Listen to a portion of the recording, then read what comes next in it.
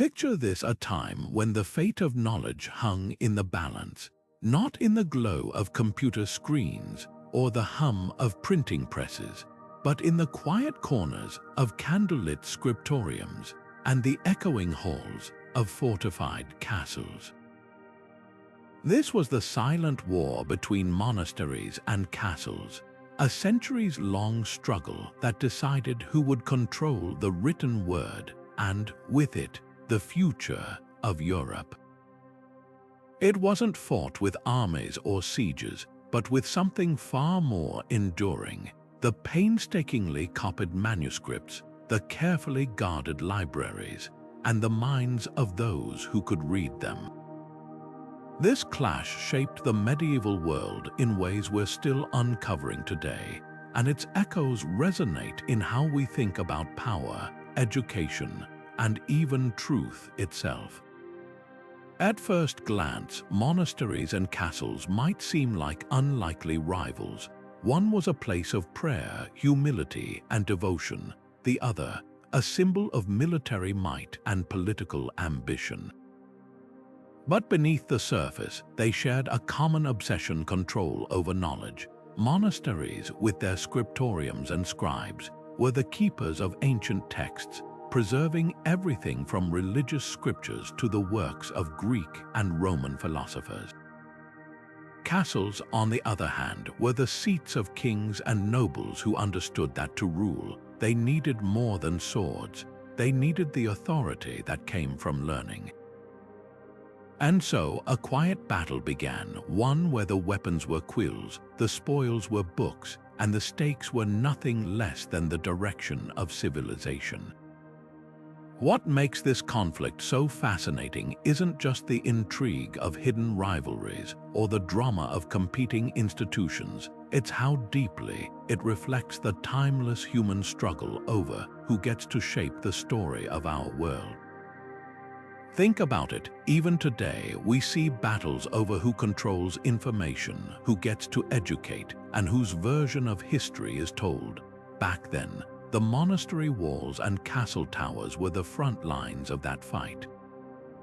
So as we peel back the layers of this forgotten war, we're not just exploring medieval history, we're uncovering a chapter that helps us understand the very nature of power and knowledge. And trust me, by the end of this journey, you'll never look at a book or a fortress the same way again. The quiet hum of monastic life concealed an intellectual revolution.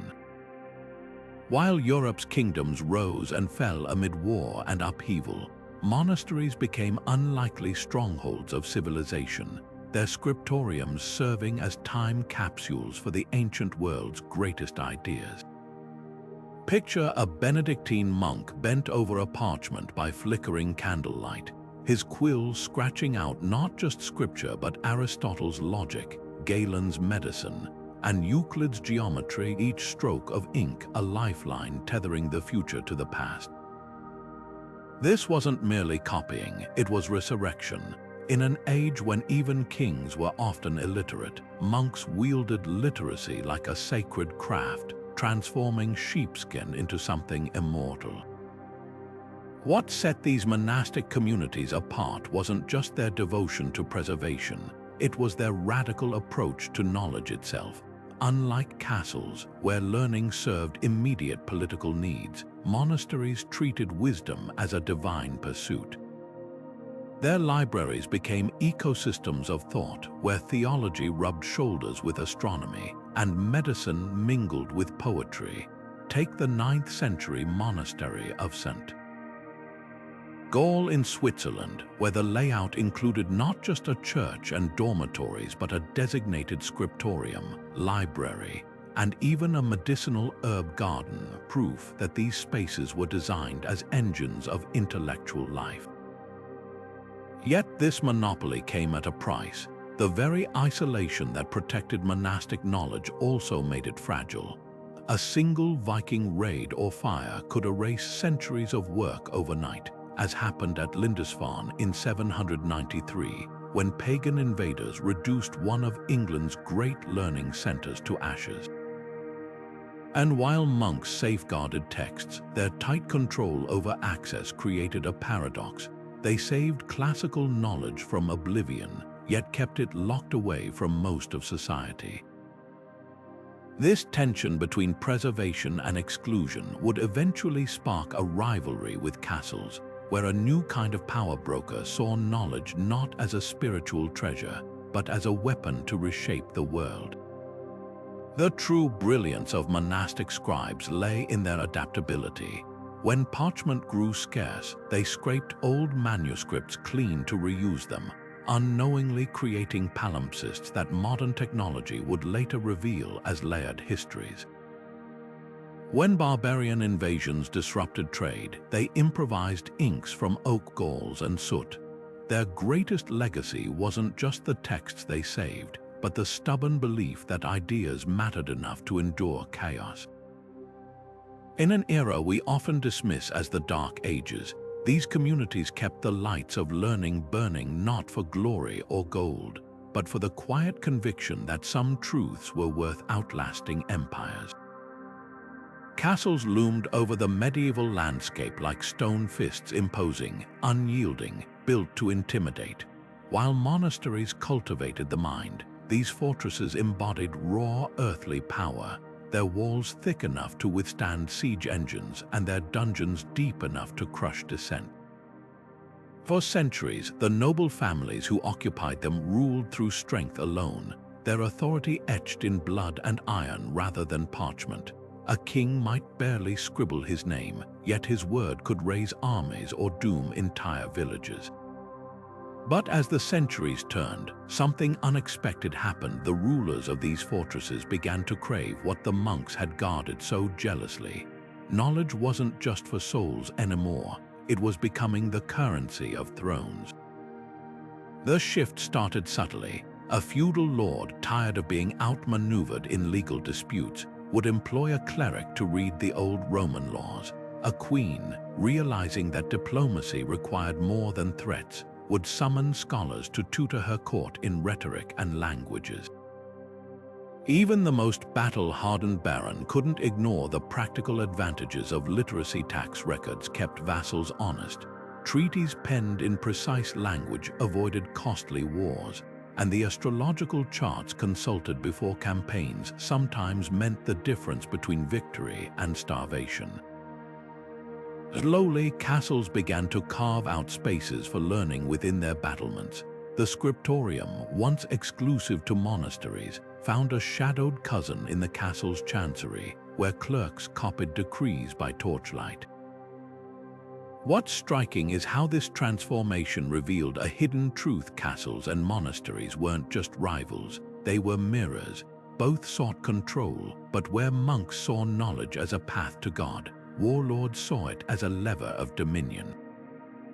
Take Charlemagne's court in the late 8th century.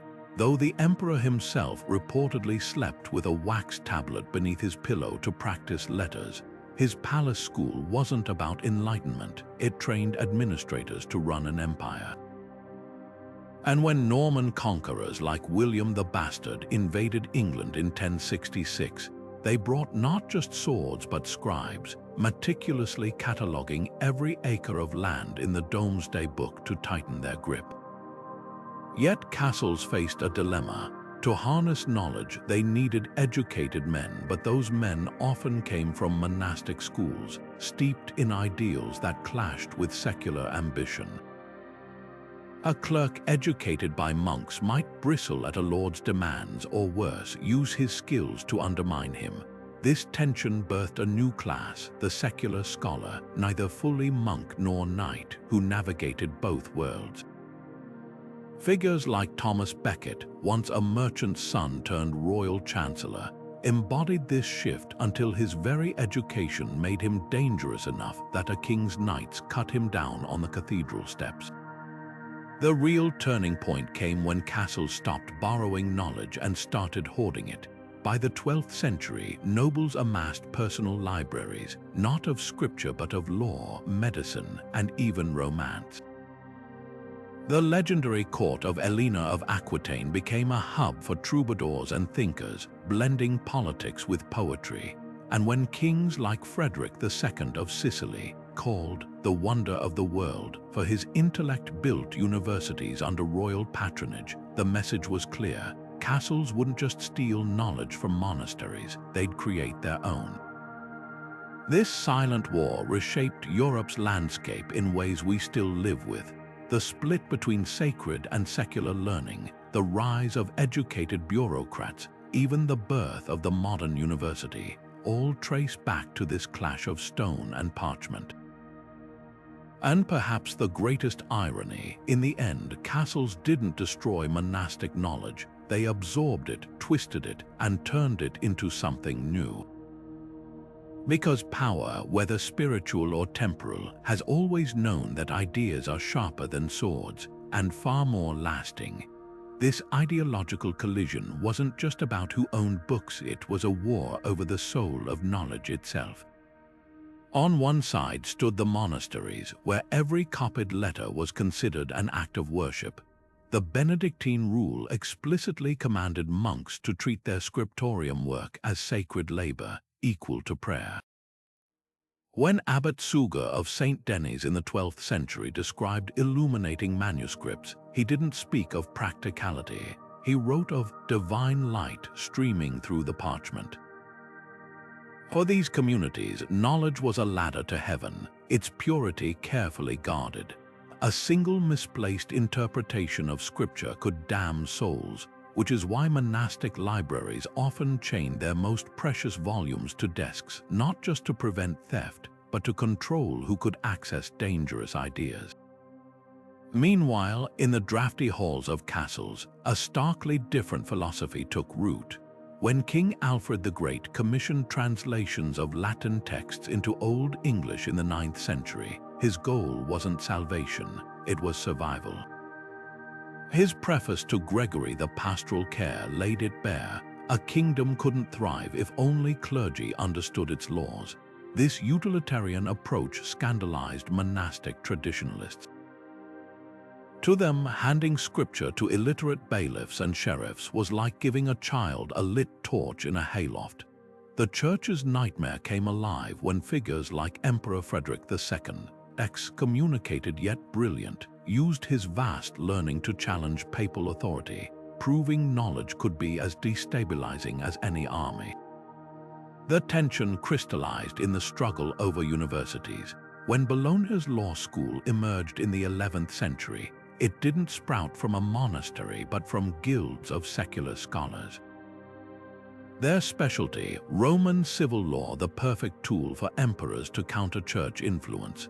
Paris University, by contrast, grew under ecclesiastical watch, its theology faculty vetting every text.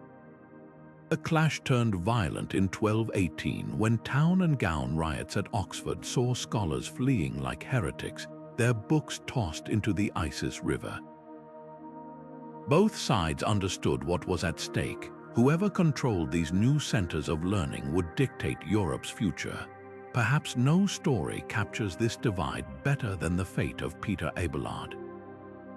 The 12th century philosopher's affair with Heloise scandalized not just because of broken vows, but because his teachings threatened to uncouple reason from faith.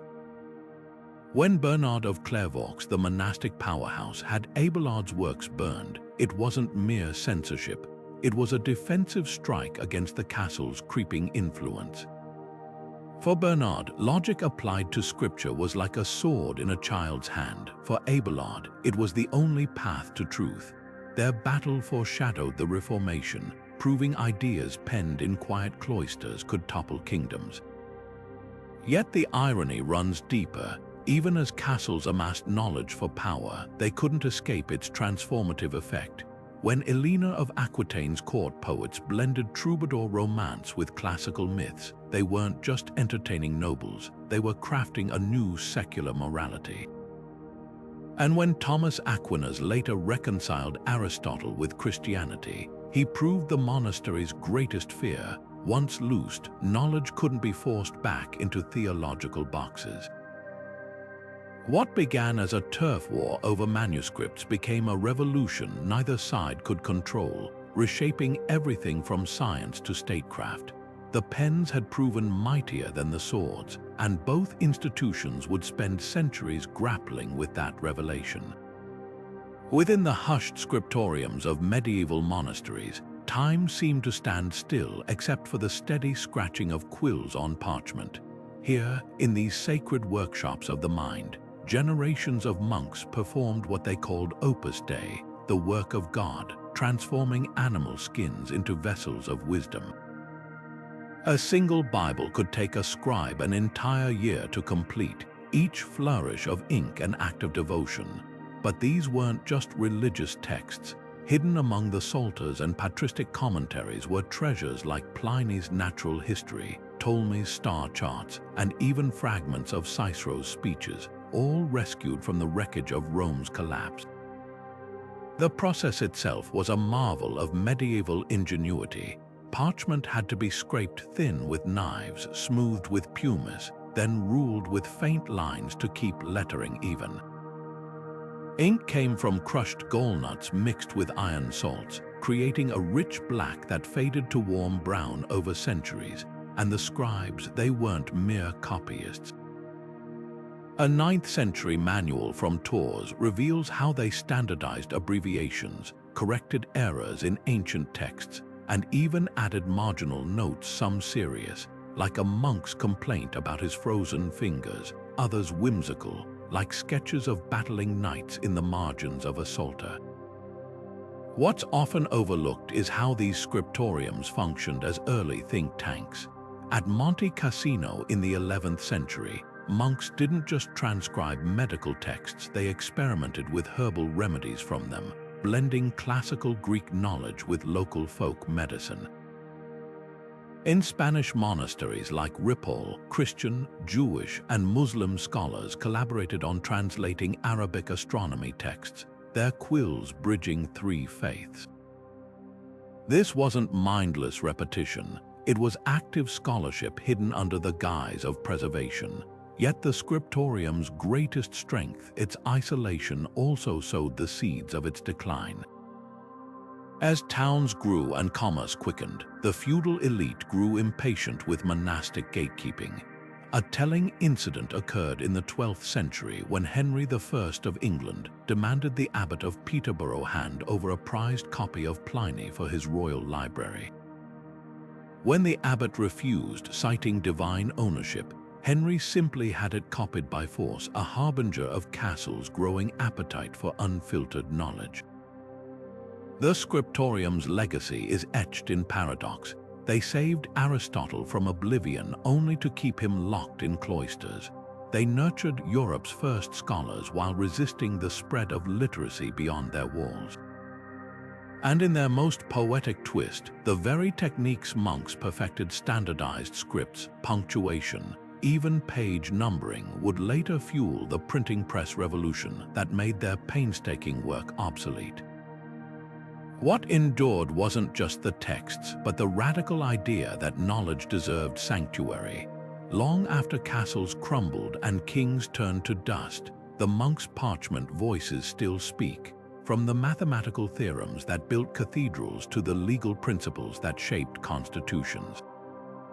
Their true victory wasn't in hoarding wisdom, but in proving that even in Europe's darkest hour, the light of learning could flicker, bend, but never be fully extinguished. By the 12th century, a quiet revolution was unfolding behind castle walls, one that would forever alter Europe's intellectual landscape. Frustrated by their reliance on monastery-trained clerics, noble families began carving out spaces for learning within their own domains. Take the court of Henry II of England, where his sons studied under the tutelage of Peter of Blois, a scholar who taught them not just Latin and scripture, but the art of statecraft. These weren't the sprawling universities of later centuries, but intimate schools where the children of lords learned to draft charters, calculate taxes, and pass legal codes, skills as vital to ruling as swordplay. What made these castle schools so revolutionary wasn't their curriculum, but their purpose. Unlike monastic education, which aimed to glorify God, these lessons served earthly power. A telling example comes from Sicily, where King Roger II, a Norman ruler with no patience for ecclesiastical interference, established a palace school staffed by Jewish, Muslim, and Christian scholars. Their mission: translate Arabic texts on navigation and mathematics to strengthen his navy's dominance in the Mediterranean. Here, knowledge wasn't sacred, it was strategic. The contrast with monastic education couldn't have been starker. While monasteries taught 7 liberal arts as a path to divine truth, castle tutors focused on practical quadrivium, arithmetic for managing treasury accounts, geometry for surveying disputed lands, astronomy for navigation and agriculture. Even the trivium shifted emphasis. Rhetoric became less about interpreting scripture and more about crafting persuasive speeches for diplomatic envoys. At the court of Frederick Barbarossa, advisors trained in Roman law used Justinian's codes to justify imperial authority over the Pope, a direct challenge to monastic claims of spiritual supremacy. Yet these schools faced an ironic hurdle. Their teachers often came from the very monasteries they sought to rival. Gerald of Wales, a cleric educated at Paris, found himself tutoring the sons of English barons in the ways of governance, only to later lament that his noble pupils cared more for hunting than Horus. This tension between educator and patron reveals the cultural chasm at play. Monastic scholars valued knowledge for its own sake. Castle elites saw it as a tool, like a well-balanced sword or a sturdy siege engine. The ripple effects were profound. As castle schools proliferated, they created a new class of literate lay administrators, chancellors, bailiffs, and treasurers who owed their allegiance to crowns, not cloisters. When Magna Carta was drafted in 1215, its clauses on due process and fair taxation weren't penned by monks, but by castle-trained jurists who understood law as a weapon against arbitrary rule. This shift didn't just challenge the Church's educational monopoly, it planted the seeds for secular governance, where power could be checked by written precedent rather than divine mandate. Perhaps the most enduring legacy of these schools was their role in democratizing learning, albeit unintentionally.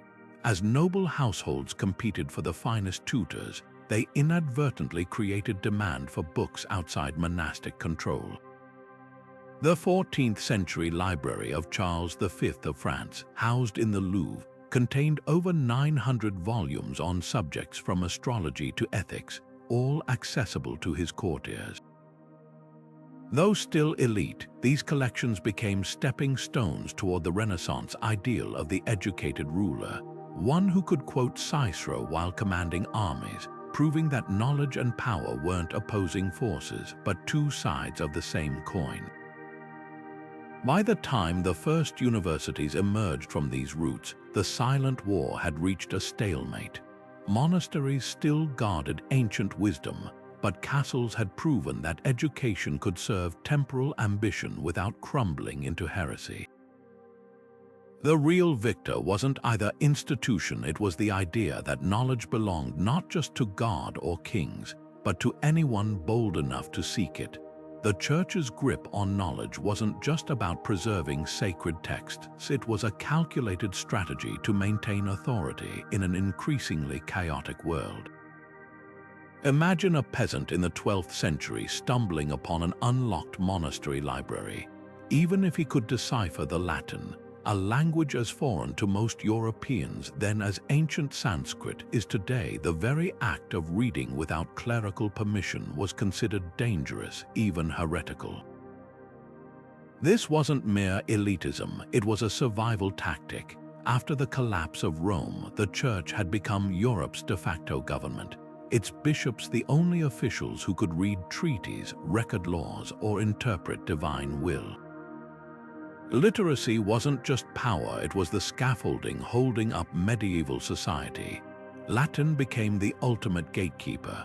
While vernacular languages like Old English and Occitan bubbled up in taverns and market squares, the Church insisted all sacred and scholarly texts remain in the ancient tongue. A telling incident occurred in 11th century England when Archbishop Wulfstan ordered vernacular sermons banned, fearing laypeople might misinterpret Scripture. The message was clear: understanding required clerical mediation. Even Charlemagne, despite promoting education, kept his reforms Latin-centric, ensuring knowledge flowed through ecclesiastical channels. Monasteries took this custodianship to extremes. Some libraries chained books to lecterns, not merely to prevent theft but to control who could approach them. The 9th century library catalogue of Reichenau Abbey lists over 400 volumes, each meticulously described, but next to certain titles, scribes added warnings like "not for novices" or "only with abbot's permission." When Bishop Theodulf of Orleans decreed that Bibles couldn't be loaned to laypeople without 3 ounces of silver as collateral, it wasn't greed. It was a barricade against unauthorized interpretation. Yet these barriers backfired spectacularly. The more fiercely the Church guarded knowledge, the more determined secular rulers became to claim it. When William the Conqueror's scribes compiled the Domesday Book in 1086, they didn't use monastic Latin but a stripped-down administrative version, a direct challenge to ecclesiastical linguistic dominance. In 12th century Sicily, King Roger's court deliberately commissioned translations of Arabic medical texts into vernacular Italian, cutting out the Church's Latin monopoly entirely. The real turning point came with heresy, when movements like the Waldensians began translating Scripture into Provençal in the late 12th century. The Church responded with brutal repression, burning vernacular Bibles and declaring lay preaching illegal. But the genie was out of the bottle. Castles, sensing weakness, began sheltering these dissident scholars. By the time the Cathars rose in southern France, their radical ideas spread not through Latin tomes but through troubadour songs and marketplace debates, proving that knowledge, once weaponized, couldn't be contained by chains or threats. What began as protection became paranoia. When Pope Gregory IX established the medieval Inquisition in 1231, its first targets weren't witches or pagans, but unauthorized translators and teachers. The Church's fear wasn't misguided. They understood that controlling interpretation meant controlling reality itself. Yet in their zeal, they ignited the very revolution they feared. A Europe where kings, merchants, and even artisans demanded the right to read, think, and argue, not in the shadow of cloisters but in the clear light of day. Between the cloistered world of monks and the power-hungry courts of kings, a new breed of thinkers began to carve out an unexpected space, one that would permanently fracture the medieval knowledge monopoly. These weren't pious scribes nor calculating chancellors, but freelance intellectuals whose allegiance belonged to neither altar nor throne. Take Adelard of Bath, an 11th century scholar who famously declared, "I learned from my Arab teachers under the guidance of reason. What you cling to is simply authority." His daring translations of Arabic astronomy and mathematics into Latin, funded by English nobles hungry for scientific advantage, bypassed monastic gatekeepers entirely. What made these secular scholars so dangerous to the old order was their willingness to operate in the cracks of medieval society. Unlike monks bound by vows or courtiers tethered to political agendas, figures like Gerard of Cremona could spend decades in Toledo translating hundreds of Arabic texts not for God's glory, but out of sheer intellectual hunger. Their workshops became melting pots where Jewish, Christian, and Muslim ideas mingled freely, a radical departure from the carefully curated knowledge of monastic libraries. When Herman of Carinthia rendered the Quran into Latin in 1242, it wasn't heresy but curiosity that drove him, a distinction that terrified ecclesiastical authorities. The real game changer came when these scholars shifted from Latin to vernacular languages. In 1266, King Alfonso X of Castile commissioned scientific works translated not into Church Latin, but into Castellano, the ancestor of modern Spanish. This deliberate snub to ecclesiastical control allowed merchants, minor nobles, and even skilled artisans to access knowledge previously reserved for clerics. The monastery's worst nightmare materialized, wisdom spreading like wildfire, carried by traveling scholars who performed for tavern crowds as readily as royal courts. Yet these intellectual free agents paid a price for their independence. Without monastic or noble protection, they existed in precarious limbo. The brilliant polymath Michael Scott, translator of Aristotle's lost works and court astrologer to Frederick II, faced accusations of necromancy from both church and commoners. Others, like the English scholar Daniel of Morley, found themselves caught between warring patrons, their livelihoods dependent on noble whims. Their very mobility made them suspect. A man who could debate medicine in Salerno one year and law in Bologna the next was, by medieval standards, alarmingly unmoored from traditional hierarchies. The most lasting impact of these wanderers wasn't just the texts they translated, but the questions they normalized. When scholars at the court of King Robert of Naples began interrogating Aristotle's physics without deferring to theological interpretations, they weren't just studying motion. They were modeling a world where human reason could operate independently of divine revelation.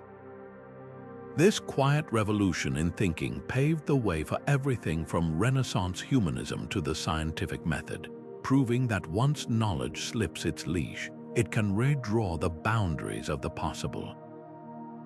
By the 14th century, the monastery's stranglehold on learning was irrevocably broken not by force, but by the patient labor of these middle-ground mavericks. In dusty scriptoriums and bustling market squares alike, their legacy endured, the radical notion that truth belongs not to institutions, but to anyone willing to seek it with an open mind and a sharp quill. And in that idea, far more than in any single text they translated, lay the real threat to both cloister and castle. The rise of universities marked a turning point in the silent war. No longer confined to cloisters or castle walls, the battle for knowledge spilled into bustling urban centers where neither monks nor nobles could fully claim control. Picture the scene in 12th century Bologna. Students from Normandy debating Lombard merchants over Roman law in open-air lectures, their textbooks paid for by local guilds rather than ecclesiastical patrons. Or Paris, where the Cathedral School of Notre Dame evolved into a magnet for Europe's brightest minds, its classrooms teeming with the sons of peasants and princes alike. These weren't just schools, they were intellectual free zones where the sacred and secular collided daily. What made universities so revolutionary was their hybrid nature. Unlike monastic scriptoriums that answered to abbots or castle schools serving noble agendas, these new institutions operated under a radical concept: academic freedom. When the University of Paris received its charter in 1200, its statutes explicitly protected scholars from interference by both bishops and kings. A theology student could challenge church doctrine without immediate fear of excommunication, while a law scholar might argue for imperial authority over papal decrees. This delicate balance infuriated traditionalists on both sides. A chronicler from Cluny Abbey grumbled that Parisian lectures had become markets where truth is haggled like cheap cloth, while feudal lords complained that university-trained bureaucrats undermined their privileges with pesky legal precedents. The curriculum itself became a battleground. At Oxford, where Robert Grosseteste fused Aristotle's optics with biblical exegesis, natural philosophy began creeping into theology lectures. Meanwhile, Bologna's law faculty resurrected Justinian's ancient codes to challenge both canon law and feudal customs. The most explosive clashes occurred over medicine. When Mondino de Liuzzi started performing public dissections in 1314, monks accused him of sacrilege, while castle-trained surgeons clamored for access to his findings. These tensions revealed a fundamental shift. Universities weren't just teaching knowledge, they were redefining what counted as legitimate inquiry. Funding told its own story of this power struggle. The Sorbonne's library was stocked with manuscripts donated by pious bishops, but its law faculty relied on stipends from French kings eager to counter papal influence. In Naples, Emperor Frederick II went further, founding a university specifically to train administrators loyal to the crown, bypassing church-educated clerics entirely. Yet, even as monarchs and popes vied for influence, the real power lay with the scholars themselves. When Oxford's faculty suspended lectures in 1209 to protest town violence, their strike lasted 5 years, proving that knowledge workers could wield collective power no monastery or castle could ignore. The student body became a microcosm of this cultural upheaval. Unlike monastic novices who took vows of stability, university scholars wandered freely from Toulouse to Prague, carrying ideas across borders.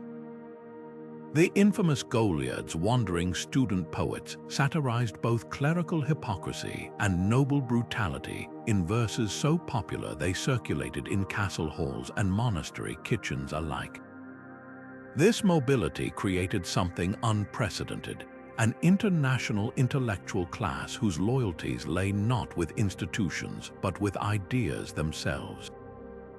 Perhaps the ultimate irony was how universities absorbed and transformed their rivals' strengths. They borrowed the monastery's love of structured debate. Disputations evolved from Benedictine chapter meetings, but applied it to secular topics like contract law.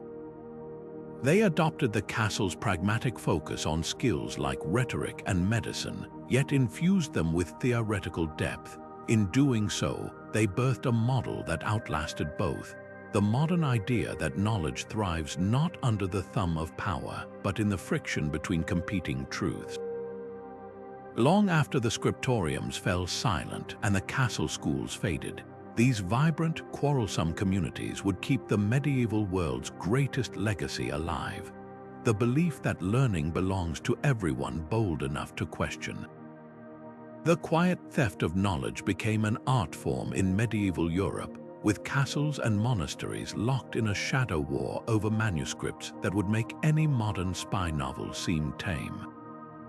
Imagine a Benedictine monk waking at dawn to find his prized copy of Aristotle's Physics missing from the scriptorium, not stolen by Vikings or lost to fire, but spirited away by a nobleman's agent who slipped in during Vespers.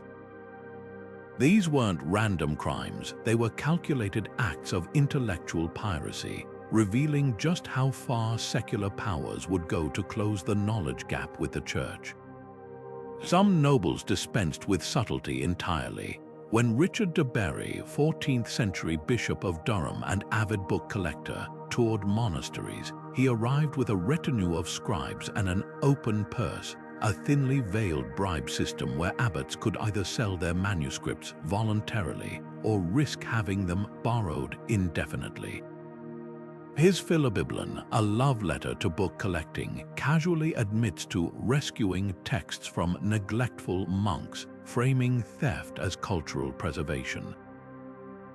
Others, like Duke Humphrey of Gloucester, simply refused to return loaned books, amassing a library so vast it later became the core of Oxford's Bodleian collection. But the real intrigue lay in covert operations. At Cluny Abbey in the 12th century, monks discovered a visiting scholar wasn't just studying their medical texts, he was secretly copying them onto tiny parchment sheets hidden in his sleeves. The culprit, a physician in the employ of the Count of Champagne, who needed Arabic medical knowledge to gain an edge over rival courts. Similar stories abound: scribes bribed to leave monastery gates unlocked, illuminators poached with promises of higher pay, even entire scriptoriums raided under the pretext of royal inspections. The church fought back with increasingly creative safeguards. Some monasteries sewed curses into their colophons. One Spanish manuscript warns thieves would be excommunicated and devoured by worms. Others used trap books, folios filled with deliberate errors to sabotage unauthorized copies. At St. Gall, the librarian created a fake catalogue to mislead thieves, while real treasures were stored in a hidden vault behind the altar. Yet these measures couldn't stem the tide. As the 13th century scholar Vincent of Beauvais lamented, "Even as we guard knowledge like the apple of our eye, it slips through our fingers to feed the hunger of princes." What began as petty thefts revealed a seismic shift. Knowledge was no longer the exclusive property of God's servants, but a commodity to be bought, stolen, or reinvented for earthly power. And in that realization lay the true end of the monastic monopoly, not with a bang, but with the silent turning of parchment pages in castle chambers far from any cloister's reach. The clatter of movable type in Johann Gutenberg's workshop in the 1540s didn't just produce books, it detonated a bomb under the medieval world's knowledge economy. For centuries, monasteries and castles had fought their silent war over manuscripts painstakingly copied by hand, each side guarding their precious troves like dragon hoards.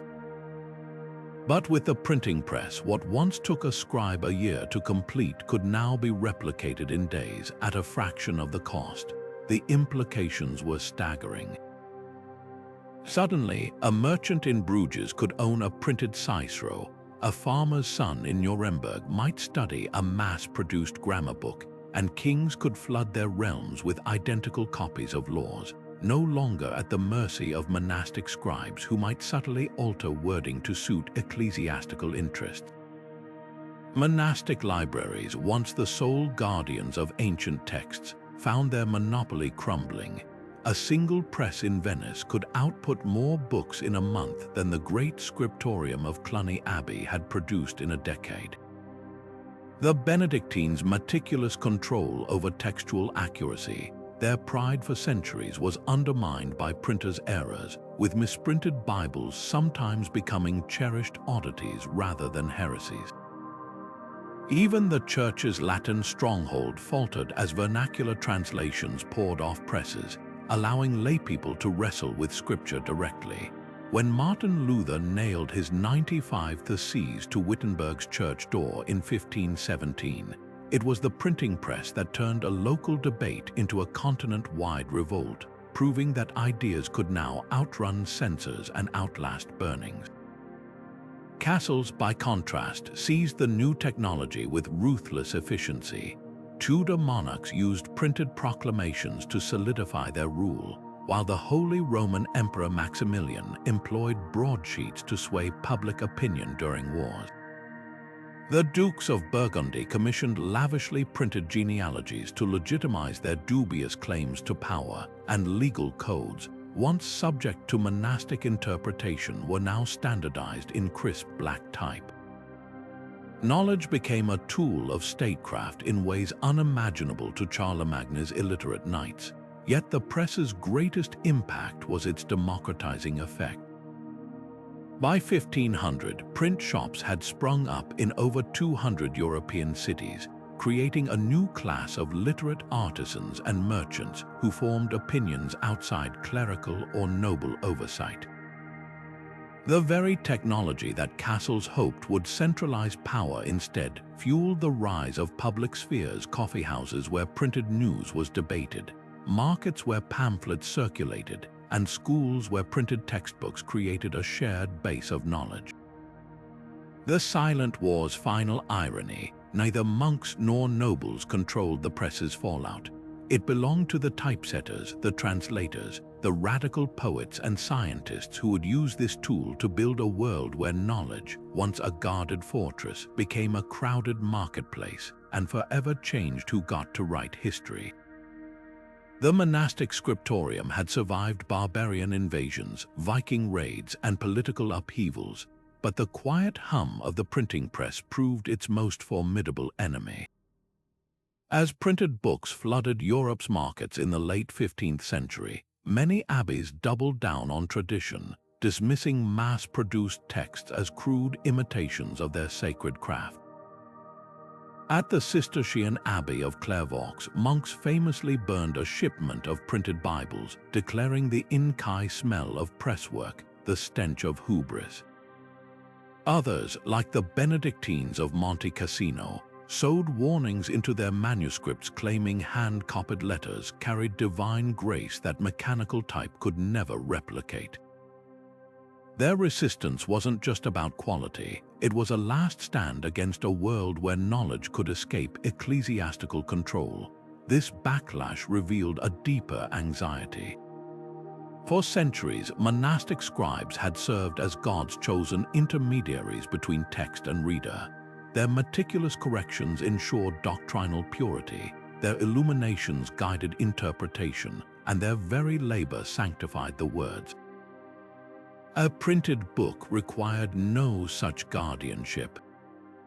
As one despairing abbot wrote, "When any drunkard may purchase Aristotle for the price of a loaf, who shall steer his thoughts toward righteousness?"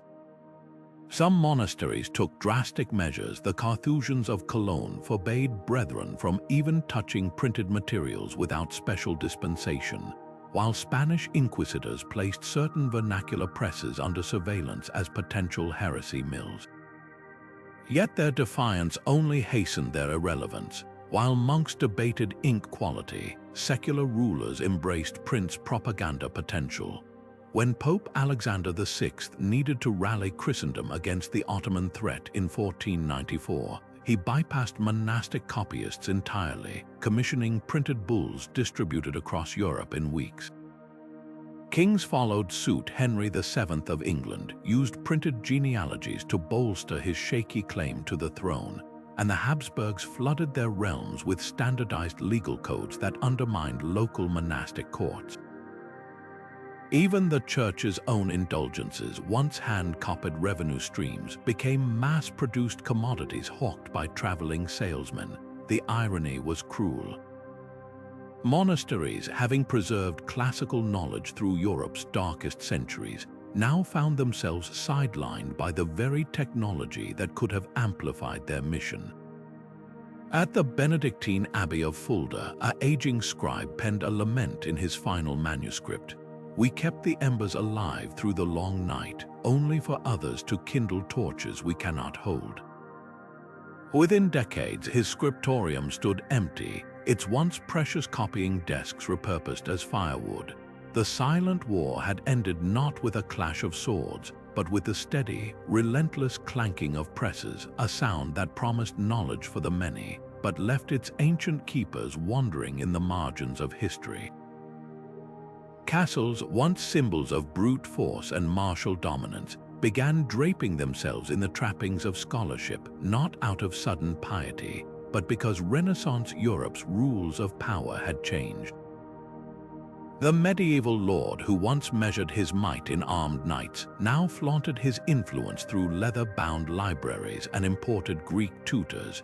Take Federico da Montefeltro, the 15th century Duke of Urbino, whose cliffside fortress housed one of Italy's finest manuscript collections. His library wasn't arranged by subject, but by language and script. Greek codices on one shelf, Hebrew scrolls on another, Arabic medical texts painstakingly translated by his court scholars. This wasn't just hoarding, it was a calculated display of cultural capital, proving his small duchy could outshine Rome itself in intellectual splendor. What fueled this transformation was the exploding availability of books. As printing presses churned out affordable editions, even minor nobles could amass personal libraries that would have made Charlemagne weep with envy. The French King Louis XII's collection at Blois Castle grew so vast it required a full-time librarian, a position once exclusive to monasteries. But these weren't the guarded treasures of cloisters. Castle libraries became tools of statecraft. When Lorenzo de' Medici gifted a lavishly printed copy of Plato's works to the Hungarian king Matthias Corvinus, it wasn't just a scholarly gesture. It was diplomatic maneuvering, binding two rulers in a shared language of humanist ideals that bypassed church mediation entirely. The education of noble heirs reveals the shift most starkly. Medieval princes had learned swordsmanship and hunting. Renaissance ones studied Cicero and geometry under imported tutors like the famous Greek scholar Manuel Chrysoloras. At the English court, young Henry VIII dazzled visitors by debating theology in flawless Latin, a skill drilled into him by his father's team of Oxbridge graduates. These weren't idle pursuits. A ruler versed in Roman law could outmaneuver papal legates. One trained in rhetoric could sway rebellious parliaments. Knowledge had become armor as vital as plate mail, and castles adapted accordingly. The austere great halls of the Middle Ages gave way to palace-studded complexes like Hampton Court, where classrooms and libraries stood shoulder to shoulder with armories. Yet the most subversive change was in patronage. Monarchs like Alfonso V of Aragon didn't just collect books, they funded translations, lured artists, and created cushioned sinecures for thinkers who might burnish their reputations. The Vatican Library might have the deepest holdings, but it was the Duke of Milan's court that gave Leonardo da Vinci freedom to sketch flying machines between painting commissions. This competitive sponsorship created a new dynamic. Scholars could now play patrons against each other, fleeing restrictive church positions for the more experimental atmospheres of castles. When the philosopher Pico della Mirandola fled ecclesiastical censure in Rome, he found refuge at Lorenzo de' Medici's Florentine palazzo, a proof that by the late 15th century, the most daring ideas often flourished not under the cross, but within sight of a nobleman's battlements. The ultimate irony, in their rush to weaponize knowledge, castles inadvertently democratized it. Those lavish noble libraries became gathering spots for ambitious commoners, son of merchants tutoring noble children in exchange for access to books, low-born scholars hired as catalogers who secretly copied texts for their own use. Like the monasteries before them, the castles discovered that knowledge, once unleashed, couldn't be fully contained. The Renaissance prince who thought he was merely stocking his arsenal of influence had actually built a Trojan horse, one that would eventually carry ideas far beyond the drawbridge. By the 16th century, Europe's intellectual landscape had transformed beyond recognition, and the monasteries, once the beating heart of learning, found themselves relegated to the sidelines. The rise of secular universities and the printing press didn't just challenge their monopoly, it shattered the very foundation of their authority. No longer were monks the gatekeepers of literacy, the sole interpreters of ancient texts, or the exclusive educators of Europe's elite. Instead, they became relics of an older order, their scriptoriums gathering dust as the world rushed toward a new age of inquiry. Yet this decline wasn't sudden or total. Monasteries still clung to their spiritual mission, their libraries remaining treasure troves of rare manuscripts. The Benedictines of Melk Abbey in Austria, for instance, continued producing exquisite illuminated manuscripts well into the Renaissance, not because they were needed, but as acts of devotion. Their work became a kind of sacred anachronism, beautiful but increasingly disconnected from the bustling intellectual currents outside their walls. Even as scholars in Padua debated Galileo's telescopic discoveries, monks in remote abbeys still copied Aristotelian cosmology onto parchment, preserving ideas the wider world had already begun to question. The Church's reaction to this shift was a mix of defiance and reluctant adaptation. While some orders like the Jesuits embraced the new educational models, founding their own rigorous schools to compete with secular institutions, others doubled down on isolation. The Carthusians, famous for their strict silence, withdrew further from society, their libraries sealed to all but the most privileged visitors.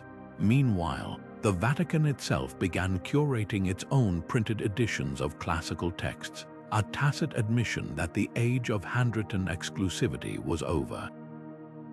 What's often overlooked is how monasteries inadvertently fueled their own decline. Centuries of meticulous preservation had saved the works of Plato, Cicero, and Hippocrates, but by hoarding them, they'd also created a demand they couldn't control. When Renaissance humanists like Petrarch rediscovered these texts, they didn't just study them, they championed their spread, arguing that wisdom belonged to humanity, not just the cloistered few. The very books monks had saved became weapons against their insular world. The final irony lay in the monastery's legacy. Though their influence waned, their methods endured. The modern university lecture, a direct descendant of the monastic disputation, the scholarly footnote born from the glosses scribbled in scriptorium margins. Even the idea of a library as a public good, not a guarded fortress, owed its roots to Benedictine ideals of shared knowledge. The monasteries didn't vanish, they fragmented, their traditions absorbed into institutions they could never have imagined. And in that quiet diffusion, their greatest triumph became clear. They hadn't just preserved knowledge, they'd planted seeds that would grow far beyond their walls, in a world where learning was no longer a privilege, but a possibility. The silent war between monasteries and castles didn't just fade into history, it exploded into the modern world, its aftershocks rippling through every major intellectual revolution that followed. Consider the Renaissance, that dazzling rebirth of art and ideas.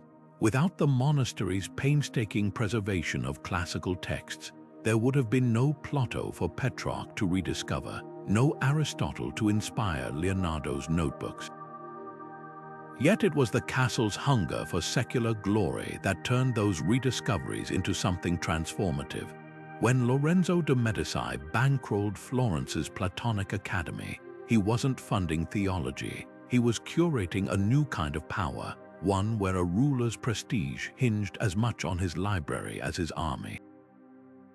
The Renaissance wasn't just a revival, it was the triumph of the castle's vision knowledge as a tool of earthly ambition.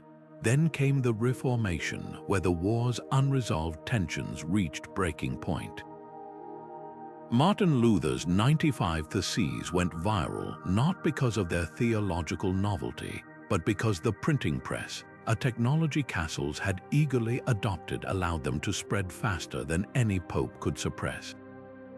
The monastery's worst fear materialized. Scripture, once carefully mediated by clerical Latin, now flowed freely in German, French, and English, and who printed those vernacular Bibles? Often it was noble patrons like Frederick the Wise of Saxony who saw Luther's revolt as a chance to break Rome's political grip. The Reformation, at its core, was the final unraveling of the monastic knowledge monopoly, proof that once ideas escape cloistered control, they can remake continents. By the Enlightenment, the battlefield had shifted entirely. Voltaire's quips and Newton's Principia didn't emerge from scriptoriums or royal chanceries, but from coffeehouses and independent publishing houses, direct descendants of that medieval struggle. The philosophers who gathered in Parisian salons owed their freedom to debate to an unspoken truth. No single institution, whether church or state, could ever fully throttle knowledge again. Even Denis Diderot's Encyclopédie, that monumental summary of human learning, echoed the monastery's encyclopedic ambitions, but with a crucial difference. Its backers weren't abbots but merchants and minor nobles, men who believed information should be available to anyone who could afford the subscription. The most enduring legacy, though, lies in education itself. Modern universities, with their blend of liberal arts and specialized training, are hybrid creatures, part monastic devotion to knowledge for its own sake, part castle's pragmatic focus on useful skills. The PhD robes we don at graduations, their modified monks' habits, the tenure system, a secular echo of the monastic vow of stability. Even our debates over academic freedom and institutional control replay the old tensions between cloister and castle, now dressed in modern garb. What began as a struggle over parchment and ink became the blueprint for intellectual liberty. Every time a student accesses a digitized manuscript online, they're tasting the fruits of that medieval conflict knowledge, no longer chained to lecterns or locked in towers, but floating freely in the cloud, awaiting any curious mind. The Silent War's real victors weren't the monks or the nobles, but the generations who inherited their unresolved struggle and transformed it into something neither could have imagined. The radical idea that wisdom belongs not to institutions, but to humanity. The quiet persistence of medieval monks didn't just preserve ancient texts, it built the very framework of modern education as we know it. While castles and kings eventually wrested control of knowledge from their grasp, the monastic tradition left an indelible mark on how we organize, teach, and value learning today. Walk into any university library, and you're stepping into a direct descendant of the cloistered scriptorium.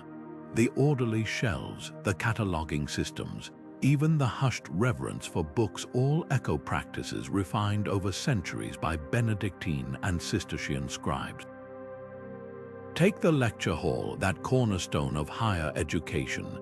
Its roots stretch back to the monastic custom of lectio divina, where a senior monk would read aloud from sacred texts while juniors annotated copies. By the 12th century, this evolved into structured disputations, formal debates where students defended interpretations under a master's guidance. Sound familiar? It's the prototype for today's graduate seminars. Even the word lecture comes from the Latin lectura, meaning a reading, a nod to those monks who first turned recitation into pedagogy. But the monastery's most enduring innovation might be their approach to knowledge as a communal project. Unlike castle schools that hoarded learning for elite circles, monastic scriptoriums operated like early open-source communities. A 9th century manuscript from Tours Abbey shows 3 generations of scribes adding marginal corrections, one noting a Greek term's meaning, another fixing a grammar error, a third debating theology in cramped handwriting. This collaborative spirit lives on in peer-reviewed journals and wikis, where scholars build on each other's work across decades and continents. The organizational genius of monks reshaped education's architecture too. When Charlemagne's advisor Alcuin designed palace schools in the 8th century, he borrowed the monastic trivium and quadrivium, the 7 liberal arts that still structure humanities and sciences. The division of subjects, the progression from grammar to rhetoric to logic, these weren't arbitrary choices but monastic tools for disciplined thinking. Even the modern thesis defense mirrors the medieval disputatio, where students proved their mastery through public intellectual combat. Perhaps the most poignant legacy lies in the monks' democratizing instinct. While castles educated only nobles, monasteries famously took in penniless boys like the future Pope Sylvester II, who rose from a peasant family to master mathematics in Catalan abbeys. This meritocratic thread runs through modern scholarships and land-grant universities, proof that the monastic ideal of learning as liberation never fully faded. Yet the greatest tribute to their influence is how seamlessly it's been absorbed. When Oxford's Bodleian Library chained books to desks in the 1600s, it wasn't just preventing theft, it was unconsciously replicating monastic security measures from 6 centuries prior. When a professor pores over a critical edition of Augustine's works today, they're using textual analysis techniques refined by Carolingian monks. The Silent War's true resolution wasn't victory or defeat, but transformation. The slow, steady seepage of monastic values into the bedrock of global education. ensuring that every student who wrestles with Plato or peers through a microscope stands, knowingly or not, on the shoulders of those cowled scribes who refuse to let the Dark Ages stay dark. The shift from feudal fragmentation to centralized kingdoms didn't happen on battlefields alone. It was forged in castle scriptoriums where clerks tallied taxes and drafted laws with monastic precision. Picture the scene in 13th century Westminster, where Norman kings once ruled through brute force and personal loyalty. Now teams of university-trained officials pored over land surveys and customs records, their quills scratching out the blueprints of modern bureaucracy. This quiet revolution in governance, one that would eventually birth nation-states, sprang from Castle's realization that parchment could bind subjects more tightly than any oath of fealty. At the heart of this transformation stood figures like Henry II's Justiciar Ranulph de Glanville, who codified English common law not in some monastery, but in the Tower of London's chambers. His treatise wasn't theological commentary, but a practical manual for royal judges, proof that castles had learned to weaponize knowledge for control. Across the Channel, Philip Augustus of France took it further, replacing unpredictable baronial courts with a network of literate bailiffs who answered directly to Paris. These weren't just administrative tweaks, they were power grabs disguised as reforms, using education to bypass the old feudal order entirely. The real game changer was documentation. When William the Conqueror ordered the Domesday Book in 1086, it wasn't merely a property survey, it was Europe's first big data project, reducing England's complex feudal web to columns of inked numbers. Suddenly, kings could tax based on actual wealth rather than vague estimates, conscript troops according to precise population records, and settle land disputes with written evidence rather than trial by combat. Monasteries had kept records for God, castles now kept them for the state. This bureaucratic revolution had an unlikely side effect. It created Europe's first professional middle class. Sons of merchants and minor nobles flocked to new schools of law and administration, knowing a clerkship could lift them higher than any knight's sword. By the 14th century, men like Geoffrey Chaucer, whose father was a wine merchant, rose to become royal comptrollers, their careers built on literacy rather than lineage.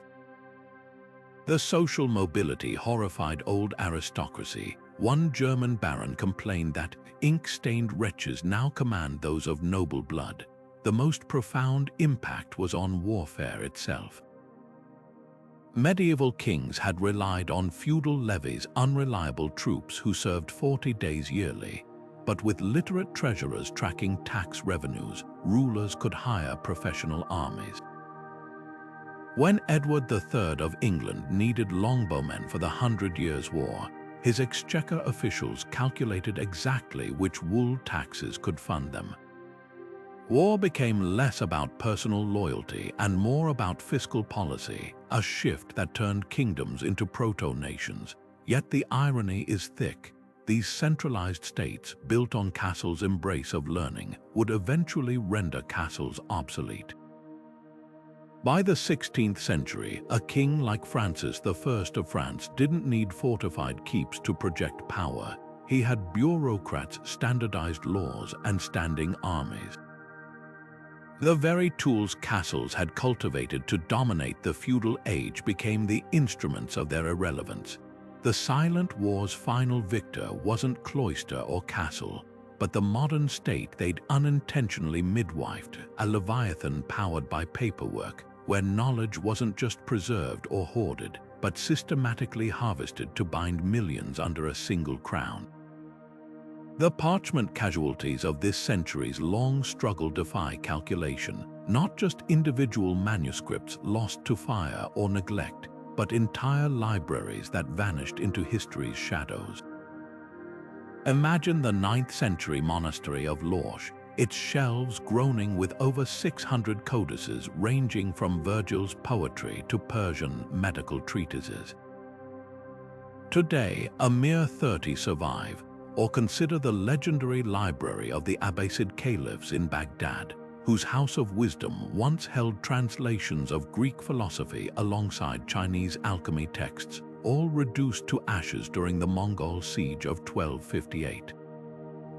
These weren't just collections burning, they were alternate futures for knowledge itself going up in smoke. Some losses cut deeper than others.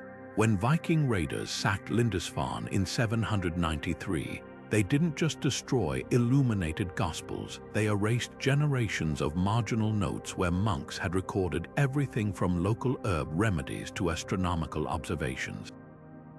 Those scribbles might have rewritten our understanding of early medieval science.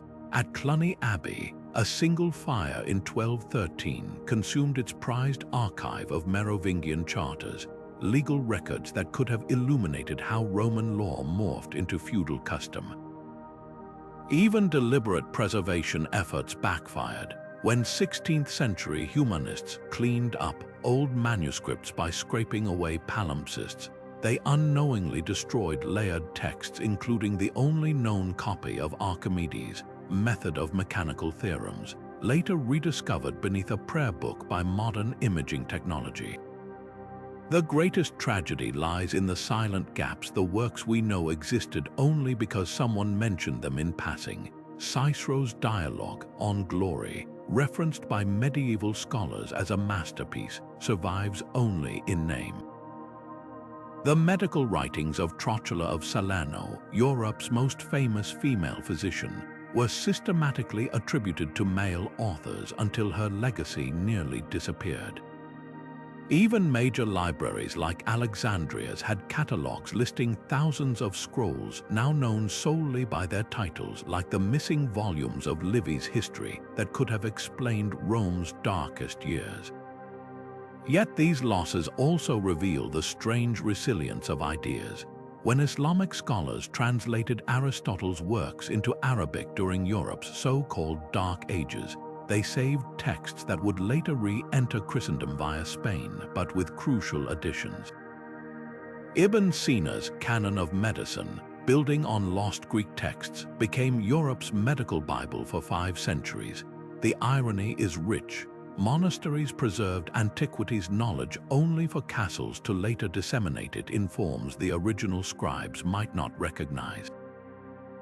What lingers most hauntingly are the ghost libraries, those hypothetical collections that might have been.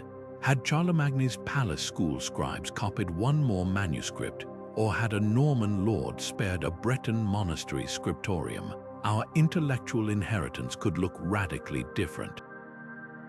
The Silent War's true cost isn't just the parchment ashes, it's the conversations never had, the discoveries delayed by centuries, the alternate paths of thought that vanished when a single codex crumbled into dust. And in that realization lies an urgent lesson. Every age believes it safeguards knowledge better than the last until time whispers otherwise. Behind the grand narrative of monks and kings, medieval women carved their own paths in the struggle for knowledge, paths often obscured by centuries of sidelined histories. Take Hildegard of Bingen, the 12th century abbess whose Rhineland convent became a beacon of learning rivaling any monastery. Her scientific treatises on herbal medicine, her celestial music compositions, even her visionary manuscripts, all were produced under her direction in a scriptorium staffed entirely by women. This wasn't just devotional work, it was groundbreaking scholarship. When Hildegard corresponded with popes and emperors, debating theology and politics, she proved convents could be as intellectually formidable as cloisters. Yet Hildegard's story is no outlier. Across Europe, noblewomen leveraged their unique positions to bridge the sacred and secular knowledge divide. Helena of Aquitaine, that legendary queen of both France and England, turned her courts into hubs for troubadours and scholars. While monks debated Aristotle behind abbey walls, Helena's patronage brought classical tales to life through vernacular poetry, making Achilles and Dido accessible to nobles who'd never set foot in a scriptorium. Her granddaughter Blanche of Castile went further, commissioning translations of Arabic philosophy for Parisian students, directly challenging the Church's Latin monopoly. The real revelation lies in the margins, literally. Digitized manuscripts now reveal annotations in delicate, distinct handwriting, evidence of anonymous nuns correcting texts alongside their male counterparts.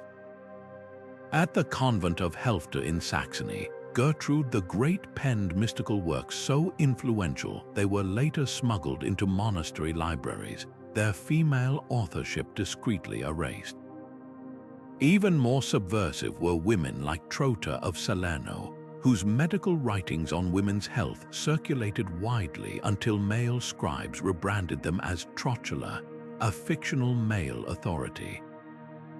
These women navigated constraints with startling ingenuity. With formal university education barred to them, noble patrons like Christine de Pizan turned private libraries into salons where merchants' daughters debated ethics alongside knights. In Bologna, the jurist Battista Gozzardini lectured from behind a curtain to comply with rules forbidding men from seeing her face, yet her legal interpretations still shaped canon law. Their legacy whispers through history not in grand declarations, but in palimpsests and provenance notes, a healed parchment here, a dedicatory poem there, all testament to minds that refused to be sidelined. What emerges isn't just a correction to the record, it's a fundamental reshaping of the knowledge wars landscape.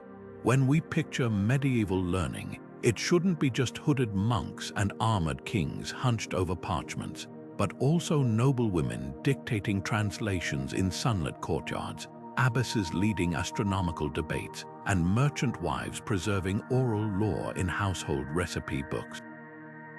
Their stories remind us that the fight to control knowledge was never binary, and that even in the shadows of cloister and castle, other voices were always there, waiting to be heard. Latin wasn't just a language in medieval Europe, it was a moat. For centuries, the Church had wielded it like a drawbridge, controlling who could cross into the realm of knowledge. A peasant hearing Mass in echoing cathedral Latin experienced Scripture as sound, not meaning, reliant on priests to interpret. But as castles began to assert their dominance, they did something radical. They started speaking the people's language. Literally, when Elena of Aquitaine commissioned troubadours to sing of courtly love in Occitan rather than Latin, she wasn't just entertaining her nobles, she was declaring that profound ideas didn't need ecclesiastical packaging. This shift from sacred tongue to everyday speech cracked open the gates of learning wider than any siege engine ever could. The numbers tell the story. In the 12th century, over 90% of European books were in Latin. By the 14th, vernacular texts surged to nearly 40%. Suddenly, a merchant in Florence could read Dante's Divine Comedy in Italian, a Parisian shopkeeper might study law in French, and German miners pored over safety manuals in their own tongue. This wasn't just translation, it was intellectual emancipation. Castles played a key role. Alfred the Great had pioneered vernacular education in 9th century England, but it was figures like King Alfonso X of Castile who institutionalized it, mandating scientific works be rendered into Spanish so those without Latin might still grow wise. Monastic resistance was fierce. When the Waldensians began preaching in Provençal in the 1200s, the Church condemned them as heretics. A bishop in Liege famously burned a stack of French-language Bibles, sneering that they made divine wisdom smell of cabbage and turnips. The irony, monasteries themselves had once been polyglot hubs. Irish monks copied Greek grammars, Spanish abbeys preserved Arabic astronomy texts, but as vernaculars gained prestige, the Church's insistence on Latin exclusivity came to seem less like piety and more like paranoia. The real game changer was bureaucracy.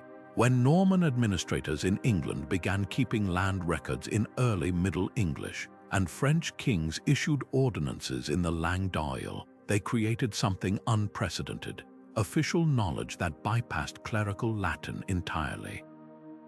A telling moment came in 1265, when the Sayat Partida's legal code, written in Spanish under Alfonso's orders, directly challenged the Church's canon law. Suddenly, justice didn't require a priest's mediation. It could be argued in the language of the marketplace. Yet the vernacular revolution's greatest impact was invisible. It changed how people thought. Latin's complex grammar had mirrored the medieval worldview, hierarchical, ritualized, steeped in tradition. But the earthy rhythms of Italian or German lent themselves to new kinds of expression.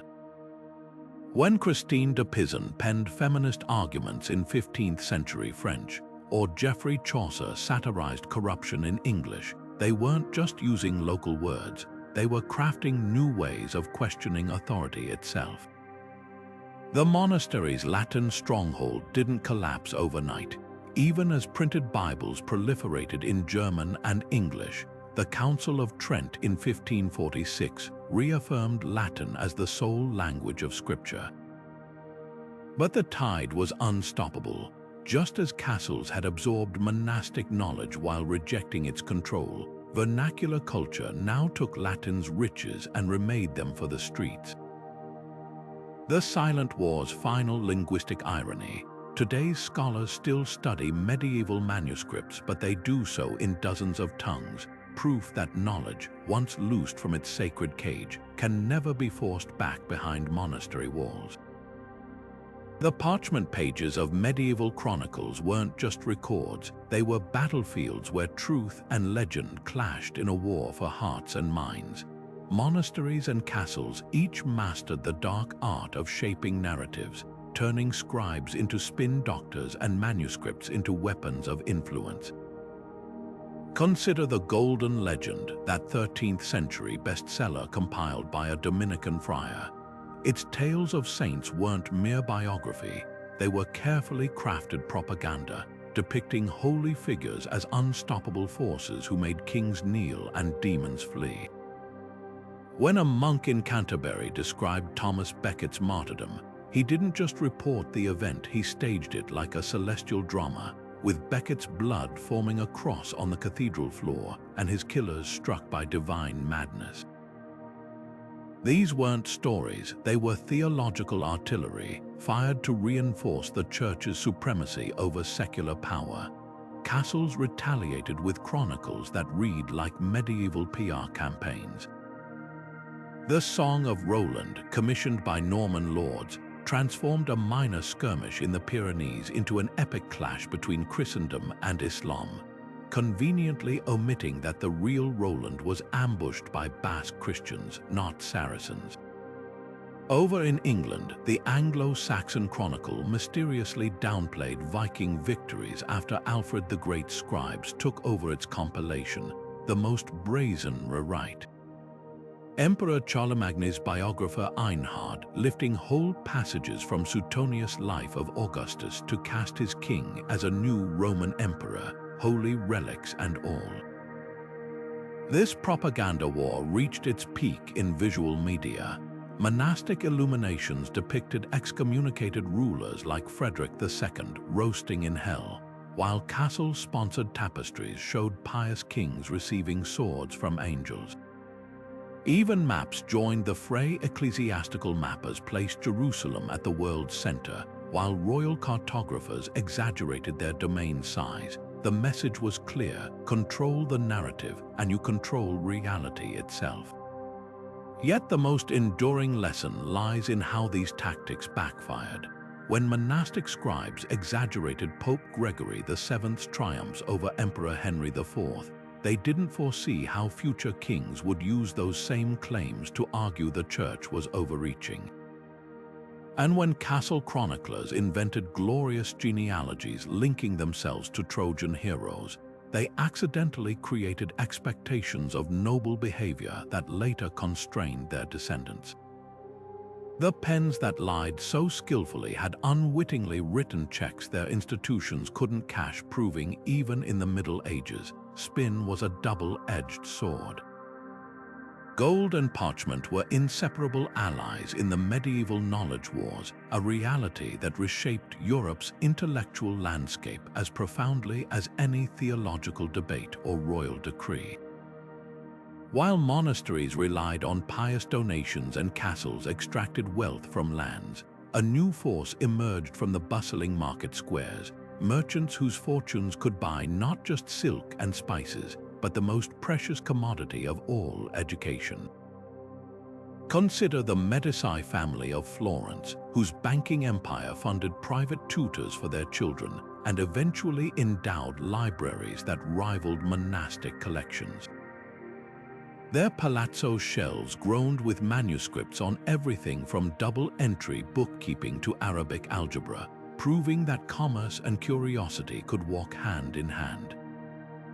The economics of knowledge became glaringly apparent in the price of books alone. In the 12th century, a single illuminated Bible could cost the equivalent of a skilled craftsman's annual wages, putting literacy permanently out of reach for peasants and minor nobles alike. Monasteries circumvented this through their self-sufficient scriptoriums, where monks traded labor for learning. But as urban centers grew, a black market for books flourished. In Paris's left bank, clandestine workshops employed underpaid clerics to mass-produce cheaper, unadorned copies of legal and medical texts for wealthy burghers. By the 13th century, a merchant in Bruges could commission a custom-made volume of Aristotle's Ethics for the price of a few bolts of Flemish cloth. This commercial revolution birthed Europe's first educational middlemen. In cathedral towns like Chartres, freelance masters, many former monks lured by higher wages set up schools catering to the sons of merchants and guildsmen. Their curricula tellingly emphasized practical skills, contract law for future notaries, arithmetic for tax assessors, even basic medicine for apothecaries. These weren't the 7 liberal arts of monastic tradition, but a new bourgeois trivium of reading, writing, and reckoning.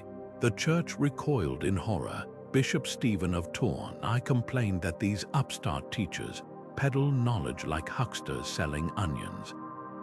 The true tipping point came when cities began investing in education as civic infrastructure. In 1382, the Wool Guild of Ypres bankrolled a municipal school where craftsmen's children learned geometry to calculate textile dimensions. German mining towns hired mathematicians to teach ore-assay techniques, while Italian communes paid rhetoricians to train notaries in persuasive writing. This wasn't charity, it was human capital development, medieval style. A telling incident occurred in 1420 Florence, when the Silk Merchants Guild audited their school's accounts and demanded the dismissal of a Latin teacher whose students showed poor commercial letter-writing skills. Ironically, the rise of this educated middle class undermined both original factions. Monasteries lost their monopoly as the sole providers of literacy, while castles found their administrative jobs filled by commoners who owed allegiance to guilds, not crowns. The consequences rippled across society. When the Hanseatic League needed to standardize trade laws across 50 cities, they bypassed both ecclesiastical and royal courts, relying instead on merchant-trained jurists. Even peasant revolts gained intellectual heft. The English rebels of 1381 quoted academic treatises on natural rights, likely learned from radical priests who'd studied in those very town schools. The most enduring legacy of this economic shift was invisible. It changed who got to define useful knowledge. In monastic tradition, wisdom led to salvation. For castles, it meant control. But to a Venetian spice trader, learning was about calculating profit margins and spotting counterfeit coins. This pragmatic approach would eventually birth everything from marine insurance to shareholder companies' innovations that required literacy but owed nothing to cloister or castle. The Silent War's greatest disruptor wasn't a scholar or a king, but the humble ledger book proving that where gold flowed, ideas would inevitably follow. While the printing press rightfully claims its place as the medieval knowledge revolution's poster child, its impact would have been impossible without a constellation of quieter innovations, each one chipping away at the old order like a chisel slowly cracking stone. Take papermaking, a technology borrowed from the Islamic world via Spain in the 12th century. Unlike the labor-intensive parchment made from scraped animal hides, paper crafted from linen rags and hemp fibers could be produced in bulk at a fraction of the cost. By 1300, mills in Fabriano, Italy, were perfecting water-powered stampers to pulp fibers, while gelatin sizing gave sheets a smooth surface ideal for ink. Suddenly, a single sheepskin's worth of parchment could be replaced by 20 paper folios, turning books from rare relics into potential commodities. Then came the ink revolution. Monastic scribes had relied on iron gall ink, a caustic blend of oak galls and vitriol that bit into parchment but clogged movable type. Printers needed something thicker, faster drying, and less corrosive. The solution, a linseed oil and lampblack mixture adapted from Flemish painters' techniques. This viscous, glossy ink not only clung to metal type but produced crisper impressions, allowing Gutenberg's presses to run continuously without smudging. Even the humble quill saw competition as Italian craftsmen perfected steel nibs durable enough for merchants' ledgers and clerks' records, fueling an explosion of secular documentation. But the real unsung hero might be the screw press itself, adapted from wine and olive oil production. Unlike the monastic scribes' slow, deliberate strokes, a well-tuned press could stamp out 300 pages a day, a staggering leap that turned knowledge into something approaching mass production. And let's not forget the innovations in distribution. The rise of professional book fairs in Frankfurt and Lyon, where publishers' catalogs listed titles like modern wholesalers, or the courier networks that carried texts from Venice to Oxford in weeks rather than months. Each of these incremental advances, better paper, smoother ink, faster presses, seemed minor alone, but together they created a feedback loop of acceleration. Cheaper materials led to more books, which created literate audiences hungry for more, which incentivized further technological tweaks. The monasteries carefully guarded scriptoriums, where a single Bible represented a year's labor, couldn't compete with Mainz workshops pumping out hundreds in a season. Even castles, for all their wealth, found their private libraries outpaced by the sheer volume of text circulating among burghers and scholars. The lesson here transcends the medieval world.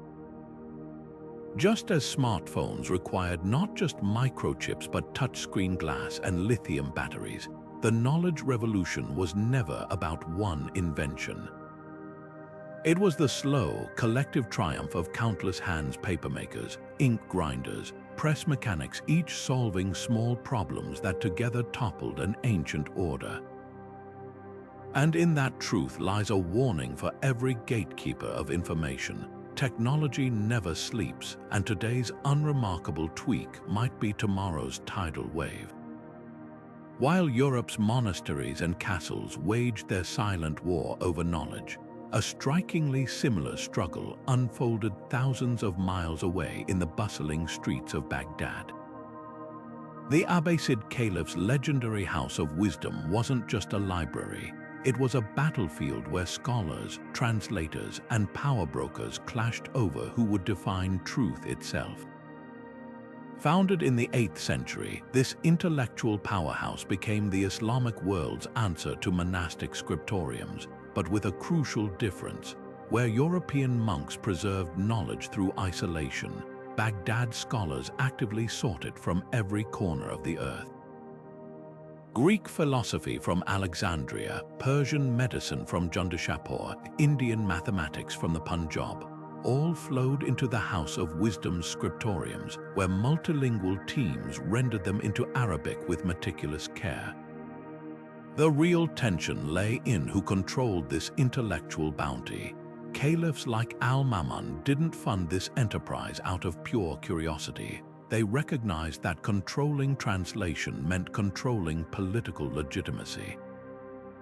When the House of Wisdom scholars debated whether Aristotle's logic complemented or threatened Quranic teachings, they weren't having abstract philosophical discussions. They were deciding the foundations of Islamic governance. The parallels to Europe's monastery-castle rivalry are uncanny.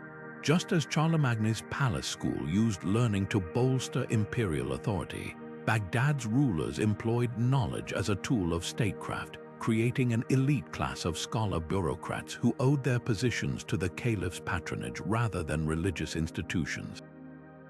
Half a world away, China's imperial examination system took a radically different approach to the same fundamental question: who gets to shape a civilization's mind? For over 13 centuries, the Chinese state turned knowledge into the ultimate meritocratic weapon. Unlike Europe's hereditary nobles or the Islamic world's caliph-appointed scholars, China's mandarins earned their positions by mastering Confucian classics in grueling multi-day exams held in isolated cubicles. The genius and brutality of this system was how it co-opted intellectual ambition. By making the state the sole arbiter of educational success, emperors transformed would be revolutionaries into bureaucrats memorizing orthodox commentaries. A peasant's son who mastered the Analects could rise to governor, but only by internalizing the very ideology that sustained imperial power.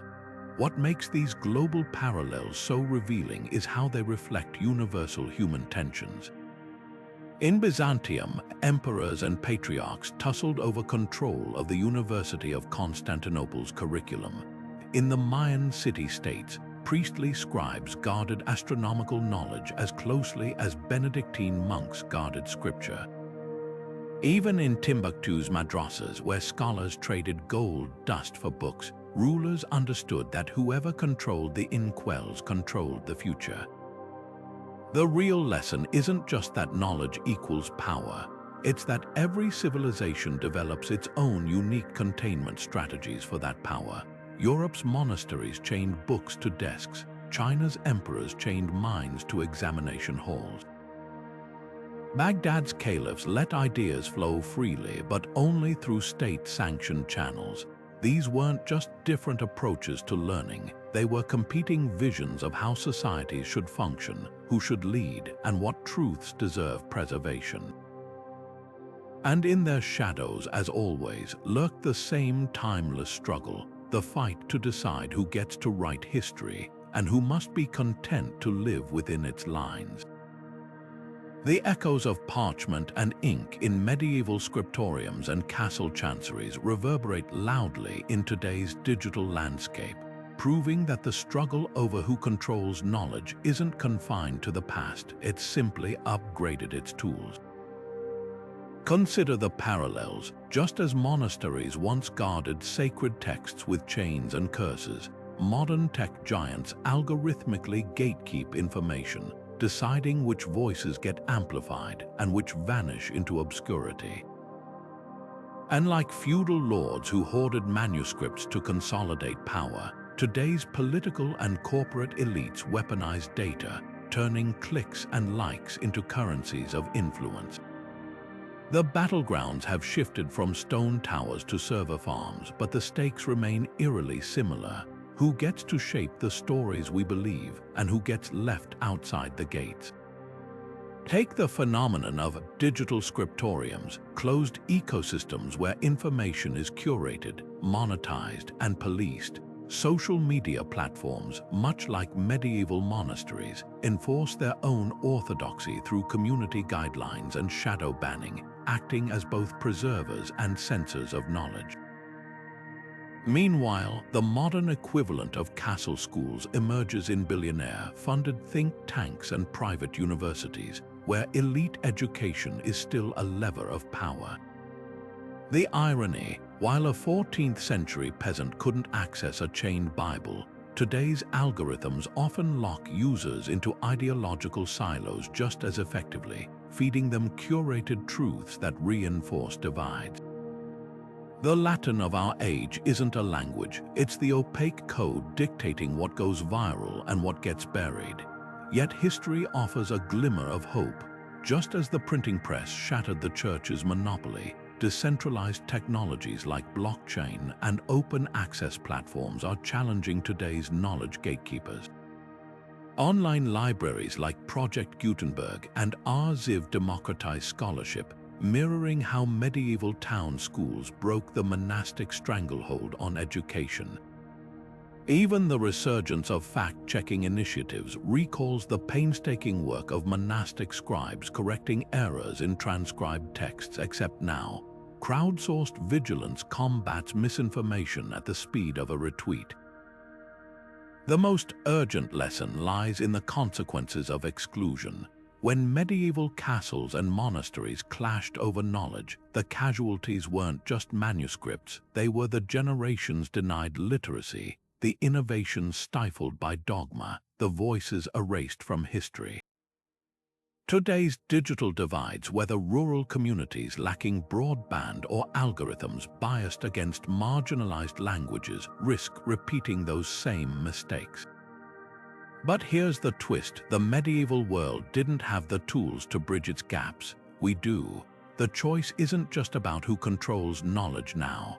It's about whether we'll heed history's warning and build systems that empower rather than exclude. After all, the quills of tomorrow are already in our hands. What we write with them will define whose stories survive the next millennium. The silent war between monasteries and castles wasn't just a medieval footnote, it was the crucible in which modern society was forged. Every time you scroll through a news feed, debate a fact online, or even walk into a library, you're stepping onto a battlefield these ancient rivals once contested. Their struggle over knowledge didn't just decide who read books, it determined who wrote history itself, and the echoes of that conflict reverberate in ways you might not expect.